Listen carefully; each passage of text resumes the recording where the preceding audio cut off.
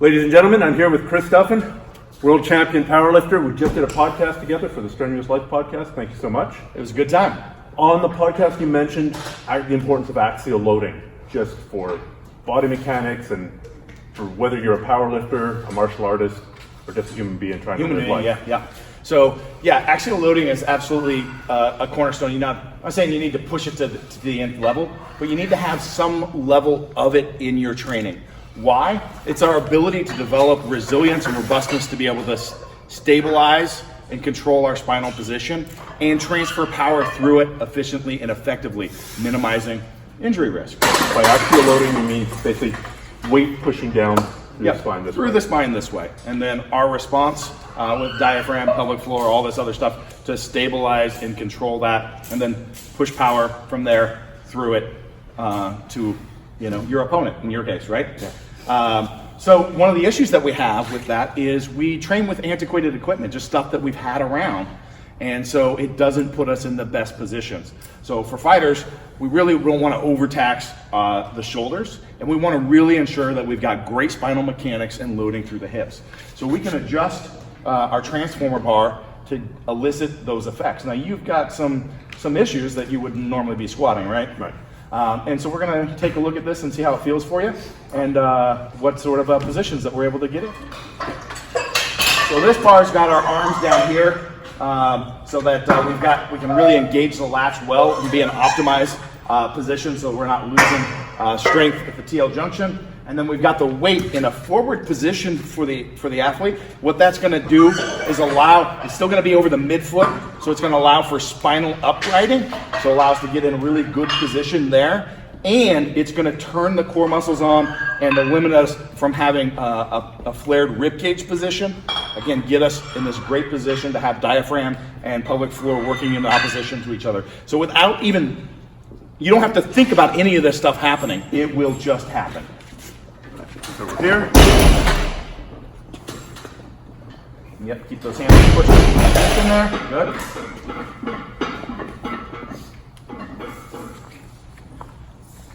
And you see, your position, I don't know if you can feel the fact you've got virtually no movement within the spine as you're doing this. No, it doesn't feel like that loaded on the back. The butt wink and the flexion, and then thus all the...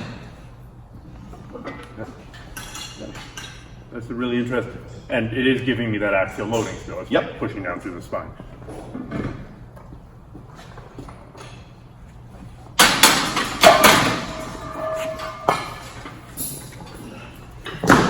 If I don't like squatting for some reason, what about deadlifting? Would that give me the same effect? Yes, so deadlifting would allow you to get the axial loading.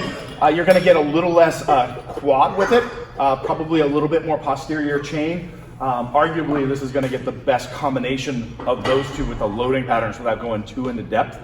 But the deadlift is going to be an absolutely tremendous way to do that. There are some tricks with a technique with a straight bar that really have to be focused on to gain these positions and the engagement in the body. And we can eliminate that by using what's called a trap bar, a hex bar, something of that nature. So lifting here. It's a neutral grip bar, where the hands are behind yourself and you don't have to focus on some of that engagement as much. No, I've played with a regular deadlift and I've played with a hex bar or trap bar, and I certainly have to worry a lot less about form with the hex bar. Like, I'm not as worried about hurting my back.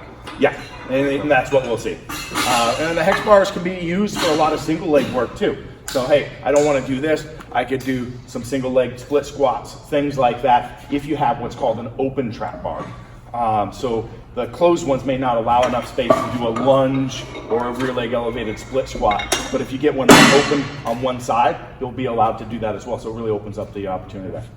So no matter who you are or what you're doing in life, find some way to get that loading through your spine into your legs. Like I said, not pushing it to the nth degree, but have some level of it.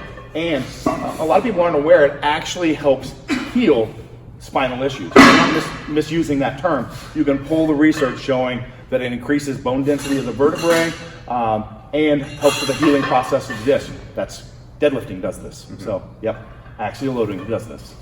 Done appropriately if we're maintaining positions and stabilizing. So we've got to have good clean movement first. Perfect. Thank you. All right, we're good. Awesome.